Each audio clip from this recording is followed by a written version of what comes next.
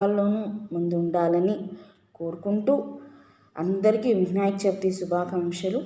నేను చెప్పాలనుకున్నది ఇవాళ ఏంటంటే, ప్లీజ్ నిమజ్జనానికి వెళ్ళేటప్పుడు ఒకటి గుర్తుపెట్టుకొని బయలుదేరండి. మిమ్మల్ని నమ్ముకొని మీ వెనకాల మీ ఫ్యామిలీ, మీ పిల్లలు, మీ తల్లిదండ్రులు అందరూ ఉంటారు. నిమజ్జనం చేసేటప్పుడు కొంచెం జాగ్రత్తగా ఆచి తూచి చేసుకోండి. ఎందుకంటే వినాయకుడు ఈ సంవత్సరం అలాగే ప్రతి సంవత్సరం మనం పుట్టినప్పటి నుంచి వస్తూనే ఉన్నారు, మనం నిమజ్జనం చేస్తూనే ఉన్నాము.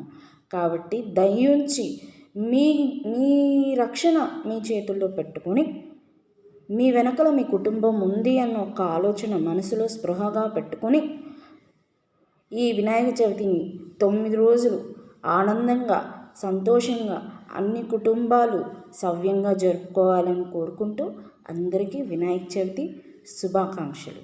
అందరికీ ధన్యవాదాలు.